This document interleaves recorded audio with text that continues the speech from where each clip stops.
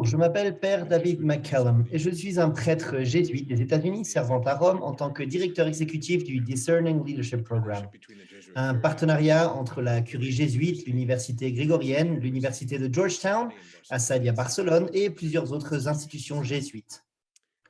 Merci de m'accorder le privilège de m'adresser à vous aujourd'hui sur ce sujet du leadership dans l'Église. C'est un sujet tellement vaste.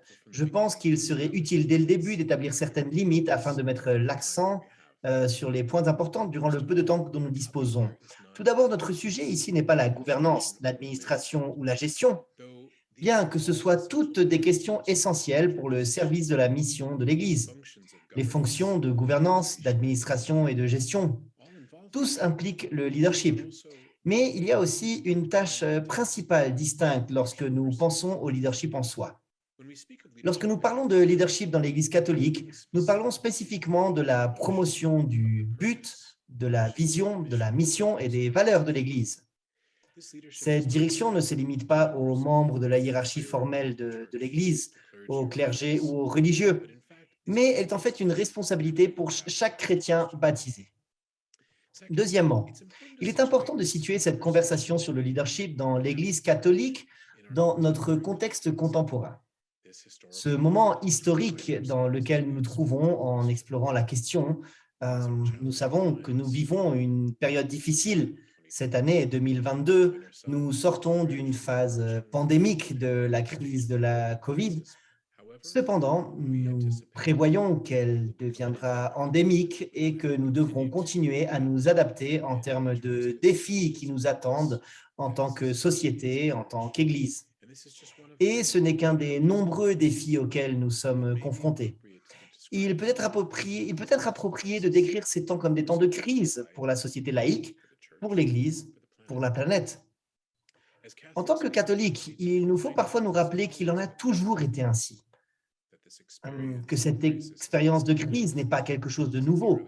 Depuis les premières églises, les chrétiens savent ce que c'est que de connaître le conflit, la marginalisation, voire la violence. La crise n'est pas nouvelle pour nous. Et en fait, avec la grâce de Dieu et à l'Esprit Saint, c'est toujours une opportunité pour l'Église de se convertir, pour exercer une fidélité créative et un renouveau. En ces temps, en ce sens, ce n'est pas différent. Dans ce contexte contemporain tumultueux et turbulent, nous nous tournons vers ce sujet du leadership qui implique l'utilisation de l'influence et diverses formes de pouvoir. En ce moment même, nous n'avons pas besoin de chercher loin pour voir l'abus d'autorité par ceux qui utilisent le pouvoir à des fins égoïstes, corrompues et destructrices. En ce moment même, l'État russe poursuit une agression contre une autre puissance souveraine, l'Ukraine. Il s'agit clairement d'un abus de pouvoir. En ce moment même, ces abus sont présents dans toute la société civile, entre les nations et aussi au sein de l'Église catholique. Ce sujet exige donc de l'humilité, du courage et de l'honnêteté, alors que nous affrontons les abus et subissons nos propres conversions. Ainsi, tout en reconnaissant la réalité d'un leadership pauvre, corrompu ou destructeur, nous voulons nous concentrer sur un leadership d'un autre type. Nous devons trouver dans l'Église un leadership éthique, juste, engagé au service des gens et au bien commun. Un leadership fidèle à l'Évangile et qui approfondit les relations des gens avec Dieu. Nous reconnaissons également que nous vivons ce moment très excitant de la longue histoire de l'Église catholique. Dans une réponse prophétique à la réalité défiante de ces temps, l'Esprit Saint a appelé l'Église sur un chemin de conversion et de renouveau continu à travers cet appel au chemin synodal ensemble. C'est en fait l'occasion de découvrir une ancienne façon de procéder, une façon qui nous appelle à exercer le leadership d'une manière particulière, d'une manière qui est consacrée à suivre l'exemple du Christ lui-même dans l'Église primitive, l'Église primaire. Quelques-unes des questions que je vais examiner aujourd'hui. J'espère que vous conviendrez que toute considération de leadership dans l'Église devrait commencer par Jésus tel que nous le connaissons dans et à travers les Écritures. Comment comprenons-nous l'utilisation de l'autorité de Jésus? Comment cela affecte-t-il nos façons de penser le leadership dans l'Église? En fait, le leadership était une telle préoccupation pour Jésus qu'il en a fait un thème clé dans ses instructions finales aux disciples lors du dernier souper. Jésus a enseigné, guéri.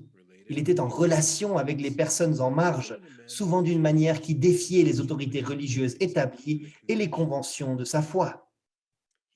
Il a dirigé d'une manière prophétique et stimulante, sacerdotale et réconciliatrice, et en tant que roi serviteur. Qu'est-ce que cela signifie pour nous aujourd'hui? Comment comprenons-nous le sacrement du baptême comme fondement de la responsabilité de chaque chrétien de diriger d'une manière compatible avec la voix de Jésus? Quelle est la différence entre l'autorité et le leadership? Et comment cela pourrait-il influencer notre compréhension de qui peut diriger dans l'Église catholique? Nous comprenons certainement qu'il y a des rôles formels et informels d'autorité et des rôles distincts au sein de l'Église. Alors, qui dirige? Enfin, que signifie le leadership au sein d'une Église synodale en ces temps de crise? Et ici, je vais aborder brièvement la question du discernement, une façon de faire des choix et de prendre des décisions dans des contextes qui changent constamment. Le discernement nous aide à faire face aux moments de crise, pas avec réactivité effrayante, mais avec une créativité fidèle et déterminée. Définissons donc d'abord nos termes.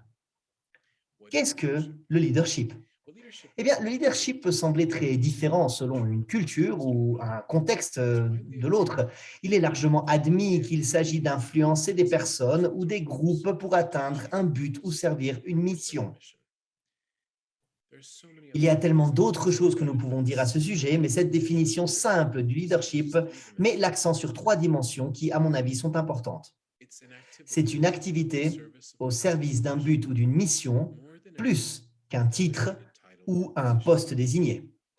Je le répète, le leadership est une activité au service d'un but ou d'une mission.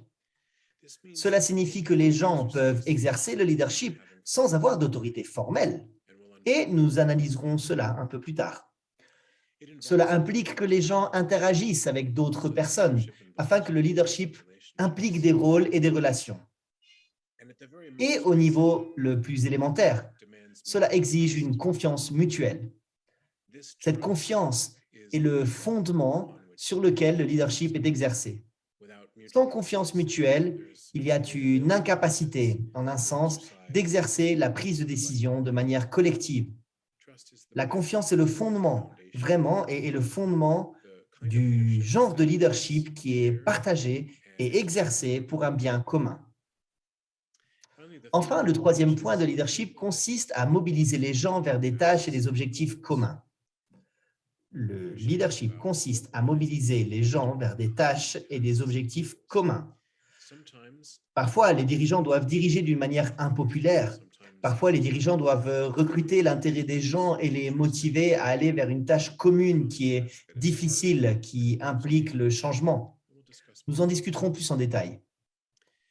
Je vais donc maintenant passer à ma présentation PowerPoint. Permettez-moi donc de mettre en place une diapositive ou deux.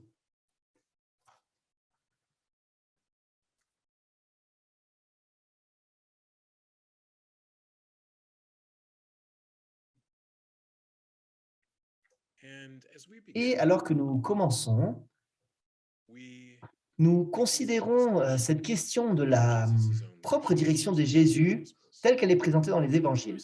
Pour nous, en tant que chrétiens, cependant, Jésus n'a jamais dirigé une organisation ou une institution. Il y a des limites dans la façon dont nous pourrions traduire son exemple pour une culture particulière ou un contexte contemporain. Nous ne pouvons pas manquer le but et la manière essentielle de son leadership et son rôle dans la formation de notre compréhension de la façon dont l'autorité, le service et la responsabilité doivent être exercés dans l'Église. Quelle était la façon dont Jésus dirigeait? Comment comprenons-nous son but? La façon dont il se rapportait aux gens et comment il travaillait pour accomplir sa mission?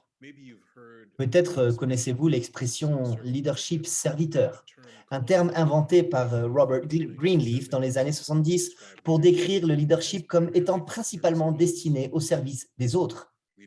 Leadership, donner aux gens les moyens de participer pleinement et de contribuer de manière significative à leur communauté et organisation. Il y a beaucoup de littérature consacrée à ce sujet, du leadership des serviteurs, spécifiquement lié à l'Église, et une grande partie est très précieuse pour la réflexion et la pratique. Ce terme est souvent utilisé pour résumer la façon dont Jésus a dirigé. Mais bien qu'il décrive son leadership dans une certaine mesure, il rend la voie de Jésus accessible et pratique. Mais ce n'est pas non plus complet. Au lieu d'essayer de résumer et de simplifier le leadership de Jésus avec une seule étiquette, je pense qu'il vaut la peine de s'inspirer des images riches et interdépendantes qui nous viennent de l'Église primaire, alors qu'ils travaillaient à comprendre le sens de l'impact de Jésus sur leur vie. L'Église primaire a reconnu Jésus comme le Messie, le Christ, choisi, afin de comprendre l'autorité distincte qu'ils ont reconnue en lui. Ils se sont appuyés sur les références scripturaires juives à la façon dont celui qui est choisi par Dieu a fonctionné comme prêtre, comme prophète et roi au nom de la mission confiée à eux. Dans leur esprit, chacune de ces fonctions s'étendait dans la vie et le ministère de Jésus. Et chacune de ces fonctions était essentielle pour ceux qui dirigeraient les autres à la manière du Christ. Dans cette direction sacerdotale, Jésus n'a pas été ordonné ni été membre de l'establishment officiel. Et en fait, il était souvent très critique à l'égard des pratiques sectaires de cet establishment, en particulier pour les façons dont elles étaient abusées. Au lieu de sacrifier des boucs émissaires, Jésus a offert le sacrifice de lui-même comme une expression de l'amour de Dieu. En tant que prêtre, il a servi de médiateur pour le pardon, compassion et miséricorde d'une manière qui a favorisé la foi et la connexion des gens à Dieu en pointant au-delà de lui-même. En fait, Jésus a invité ses disciples à entrer dans la même relation intime et filiale qu'il a vécue avec son Père. Il a fait cela en modelant et en enseignant la prière. Quand il guérissait les autres, il soulignait que c'était la foi en Dieu qui les guérissait. De cette façon, il a conduit les gens à adorer en esprit et en vérité, en rétablissant les liens entre la louange, la compassion ouverte à travers le juste service des autres. Ce culte de Dieu et le service aimant de ses sœurs et frères, en particulier ceux qui sont pauvres et marginalisés, ont marché de pair avec Jésus. Ils ne pouvaient pas être séparés. Alors que les prêtres et les scribes, chefs du temps de Jésus, ont conduit leurs rôles sacerdotaux d'une manière qui les distinguait et les rendait supérieurs aux autres sur la base de leur pureté rituelle, Jésus a fait le contraire. Il a intentionnellement mangé et bu avec ceux qui étaient rituellement impurs, avec les pécheurs, comme un moyen de démontrer à travers sa communion ouverte que tout le monde était bienvenu à la table. Et que c'était là où cette réconciliation et cette guérison pouvaient avoir lieu. Direction sacerdotale. Nous pourrions examiner comment ce sacerdoce de Jésus se reflète dans notre leadership et notre ministère, comment son style de relation et de connexion avec les gens, des gens avec Dieu, affirme ou remet en question la façon dont nous faisons nous de même dans nos propres vocations distinctes en tant que membres du clergé, ministres religieux et laïcs.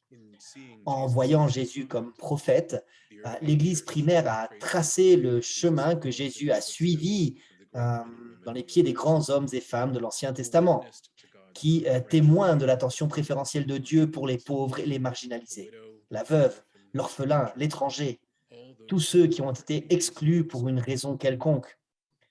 Jésus a vu des abus de pouvoir et les a confrontés. Des abus de statut qui ont créé des systèmes d'élitisme, de privilèges, d'exclusion.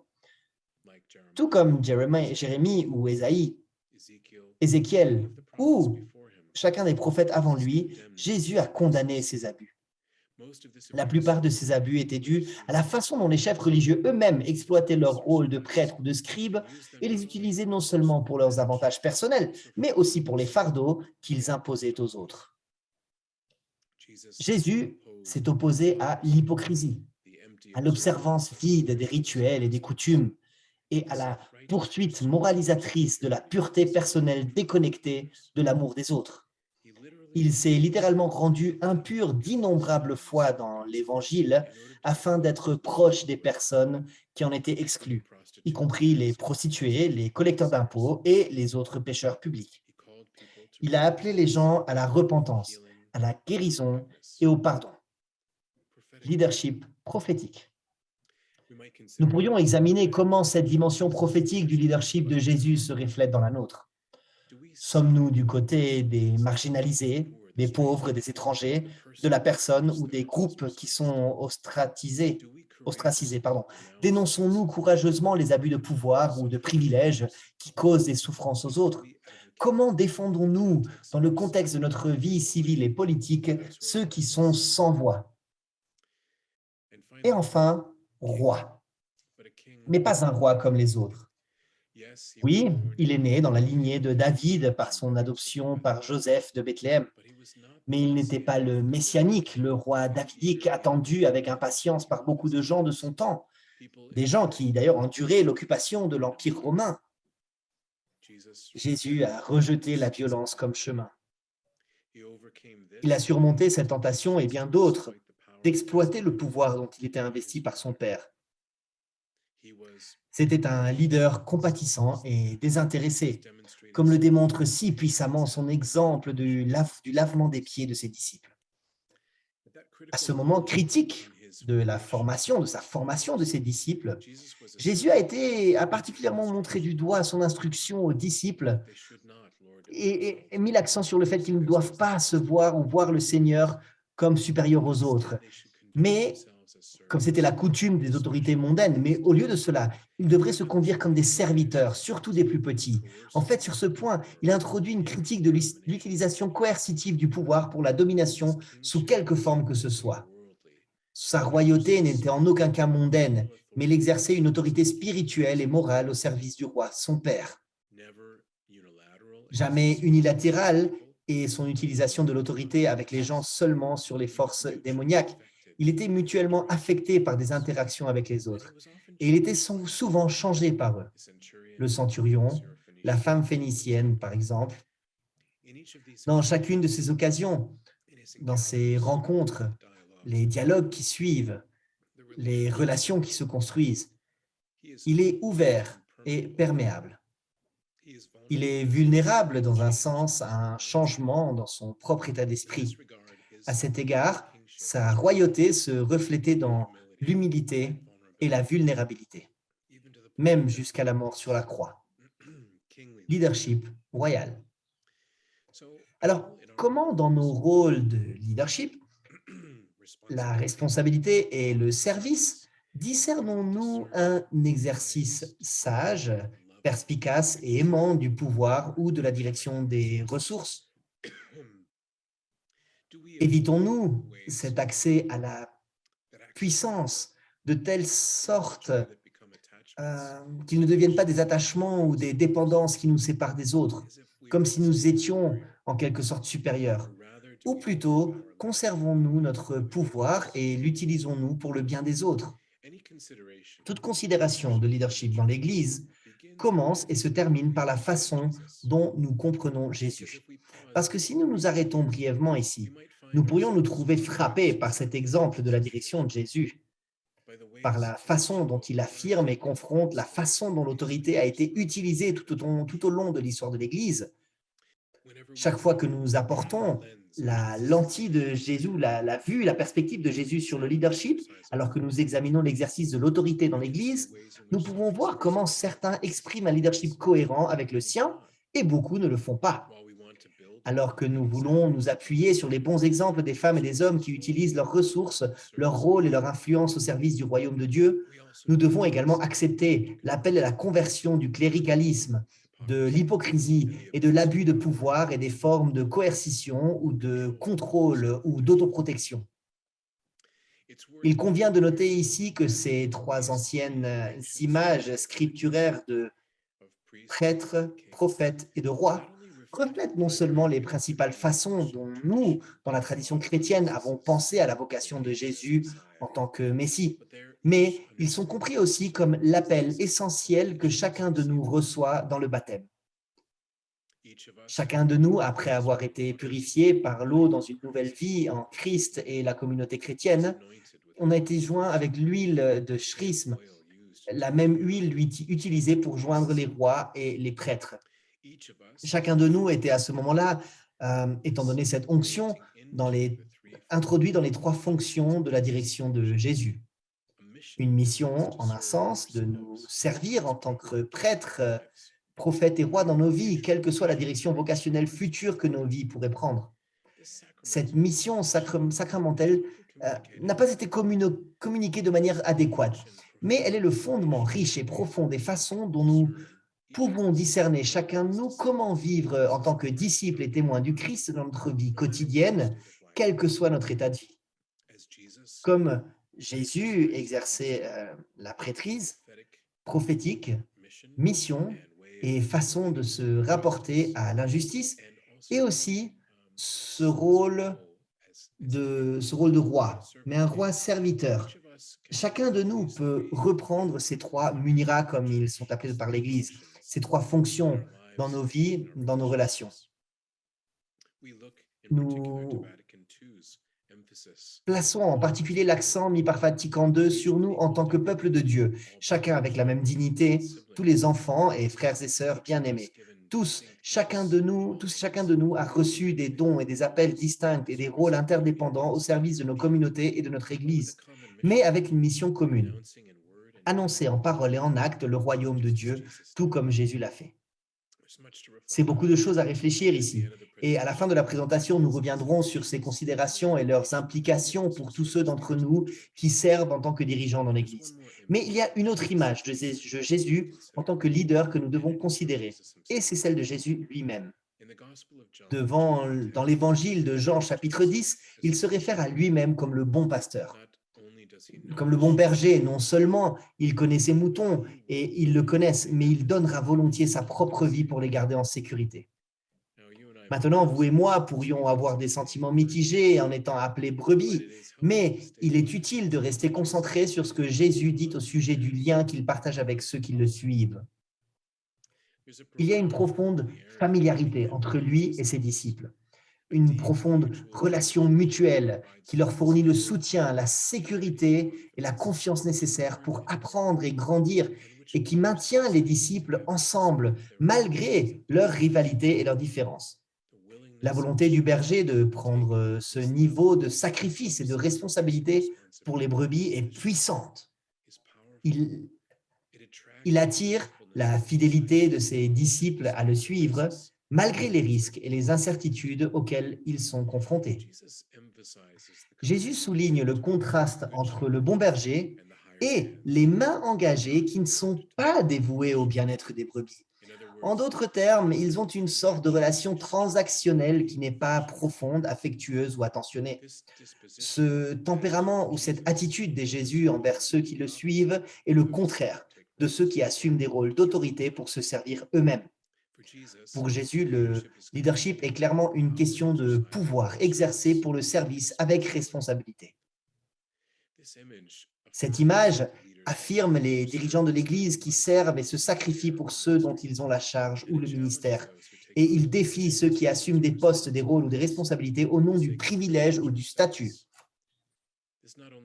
Cela ne s'applique pas seulement à ceux qui sont ordonnés ou qui sont membres d'ordre ou de congrégations religieuses, mais en fait à toute personne baptisée qui exerce son autorité au nom d'autrui. J'ai utilisé deux termes ici, leadership et autorité, et je veux les distinguer. Jésus a souvent été décrit comme ayant une sorte d'autorité qui était sensiblement différente de l'autorité des scribes et des pharisiens. Que voulaient dire ses partisans quand ils ont fait ce commentaire? Comme nous l'avons dit, Jésus n'avait pas l'autorité formelle qui vient avec un rôle désigné qui lui est conféré par une institution ou une organisation. Il n'avait pas l'autorité qui vient avec l'étude académique ou l'expertise. Ce que Jésus avait, c'était l'autorité informelle qui vient de l'authenticité de son expérience vécue par son Père, avec son Père, et de la façon dont il a vécu cette foi dans la pratique. Il avait l'intégrité morale de quelqu'un qui met ses paroles en action et qui a une sorte de caractère qui est indubitable, celui qui a défié ceux qui n'avaient pas le même niveau d'intégration. Il y avait aussi une confiance relationnelle et une réciprocité que Jésus a pu établir avec ses disciples. C'est aussi une source d'autorité. Et finalement, Jésus a été reconnu comme un homme d'un grand charisme, d'une grande attractivité et d'une grande chaleur, quelqu'un qui a attiré les gens vers lui. Ces sources d'influence et d'autorité informelles sont assez puissantes en fait. Ils sont une forme de soft power, selon certains chercheurs, par opposition au hard power qui vient avec le fait d'être dans un rôle officiellement autorisé.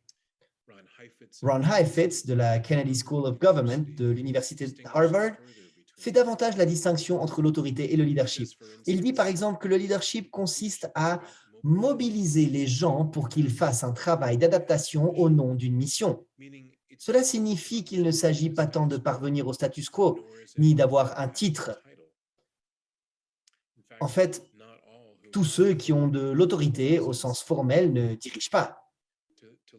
Diriger ou mobiliser des gens pour servir un but de mission implique de subir des changements, d'aider la mission à rester pertinente et à générer des fruits. En fait, beaucoup de gens exercent le leadership sans aucune autorité formelle. Quand on pense à certains des grands mouvements sociaux du XXe siècle, des militants des droits civiques comme Martin Luther King, Gandhi, l'activisme de Mère Teresa pour les pauvres, et dans ce cas de la photo ici, Rosa Parks, qui a défié un système injuste et raciste au nom des droits civils des personnes de couleur. Toutes ces personnalités exercent un leadership sans avoir d'autorité formelle. Jésus avait une autorité informelle, non reconnue par les systèmes de pouvoir religieux et impériaux, mais il a certainement dirigé. Aujourd'hui, le leadership est nécessaire de notre part à tous. Et notre chemin synodal nous invite à comprendre cela d'une manière nouvelle. Dans la récente constitution apostolique Predicate Evangelium, le pape François annule l'exigence selon laquelle les hautes fonctions du Vatican devaient être occupées par des prêtres. Ouvrir ces rôles de gouvernance aux femmes et aux hommes compétents du peuple de Dieu qui ne sont pas ordonnés représente un clair exemple de la façon dont les dirigeants au sein de l'Église subissent réellement des changements.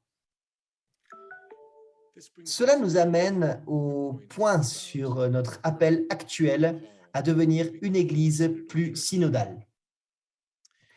Alors que nous nous engageons dans ce voyage de synodalité, nous examinerons les implications pour la façon dont le leadership et l'autorité sont exercés de nouvelles manières. Beaucoup d'entre eux doivent être compris et cette voie est incertaine et impliquera beaucoup d'entre nous à apprendre par la pratique. Mais je pense que quelques points sont pertinents ici. La voie synodale nous rappelle que nous sommes ensemble, peuple de Dieu, sur le chemin de vie, marchant ensemble, en tant que frères et sœurs, qui, après chacun de nous avoir reçu un appel baptismal à servir comme prêtre, prophète et roi. Il nous est rappelé qu'en tant que peuple de Dieu, nous avons des vocations interdépendantes égales et distinctes, qui renforcent mutuellement les rôles au service de la communauté et de la mission. De cette façon, nous pourrions même commencer à penser à nous-mêmes en travaillant en équipe et à la façon dont nos rôles se complètent, plutôt que de nous faire passer pour plus haut ou plus bas, ou mieux ou pire, habilités ou démunis. Cet appel synodal, surtout comme reflété dans la beauté de la fertilité, souligne cette égale dignité et les façons dont les ordonnés, les laïcs, ceux qui sont dans la vie religieuse, chacun a le même statut devant Dieu et dans l'Église. Et pourtant, nous sommes appelés à assumer différents rôles et différentes responsabilités au service de cette Église. Cela peut nécessiter l'investissement de l'autorité formelle dans certains, mais reconnaît également l'autorité informelle d'autres. Nous voulons ici équilibrer dans une Église synodale le rôle approprié de la hiérarchie avec une large participation active, afin que nous puissions voir des preuves de cette participation et de cette consultation. Engagement, discernement et responsabilité partagée. En fait, à bien des égards, l'appel synodal élargit les rôles des évêques et du clergé ordonné qui servent d'anciens pasteurs et des diacres pour créer des espaces afin de, par exemple, favoriser l'autonomisation de ceux qui, au sein de leur communauté, travaillent pour une collaboration et un ministère créatif. Il s'agit d'inviter à participer activement à une mission d'évangélisation dirigée vers l'extérieur et à un service aux marginalisés. Les rôles des dirigeants contemporains dans les nombreux ministères de l'Église et la vocation de leadership dans la société et la vie publique ont été soulignés de manière puissante pendant Vatican II et ont été continuellement revisités comme nous invitant à vraiment réfléchir à la façon de diriger le renouvellement de l'ordre temporel. Comment les gens qui ne sont pas ordonnés ou font partie du clergé ou de la vie religieuse au sein de l'Église, mais nos laïcs catholiques ont la responsabilité de diriger dans les contextes actuels dans lesquels ils se trouvent. Pour les femmes et les hommes religieux, l'appel synodal est une invitation à partager les ressources riches, spirituelles, contemplatives et apostoliques de nos traditions pour les rendre plus largement disponibles afin d'enrichir ce chemin. L'Église synodale est une Église qui écoute et discerne ensemble, enseigne et forme. Et enfin, nous examinons brièvement cette question du discernement. Les temps dans lesquels nous vivons aujourd'hui, caractérisés par la volatilité, l'incertitude, la complexité et l'ambiguïté, ils défient certaines des prescriptions faciles que nous aurions pu recevoir du passé à une époque plus simple. Chaque fois que vraiment, effectivement, ces temps étaient vraiment plus simples. Mais les temps d'aujourd'hui exigent que nous abordions les défis auxquels nous sommes confrontés d'une manière plus collective, que nous mettions en commun notre intelligence pour comprendre la façon dont l'esprit opère en nous tous et à travers nous tous. Et d'apprendre à écouter cet esprit, car il nous pousse non seulement à essayer de recréer le passé, mais également à créer un nouvel avenir. Créer un avenir inspiré par la vision du royaume. Mobiliser nos ressources et aller dans le sens d'un avenir partagé et d'un bien commun qui soit créatif, inclusif et sans crainte. Cela nous oblige à grandir en tant que leader sage, compatissant et juste. L'appel au discernement dans ces situations complexes signifie souvent que nous devons ralentir pour prendre de bonnes décisions. Cela signifie que même si les significations et les valeurs morales en jeu sont parfois ambiguës et distinctes, les cultures et les contextes exigent une attention particulière au fait que nous sommes constamment capables d'adapter le message et le sens de l'Évangile à de nouvelles situations. Nous devons nous enraciner en Dieu à travers une vie de prière profonde, en priant et en méditant ensemble alors que nous découvrons où Dieu nous conduit vers l'avant et qu'il travaille à la fécondité. Cela exige que nous ayons confiance en l'Esprit Saint, que nous nous connaissions nous-mêmes, que nous soyons en dialogue les uns avec les autres et que nous nous parlions avec une honnêteté courageuse, que nous écoutions sans parti pris et avec une profonde empathie ouverte à la correction. Cet appel au discernement aujourd'hui nécessite une formation pour nous tous et sera à nouveau un chemin d'apprentissage par la pratique.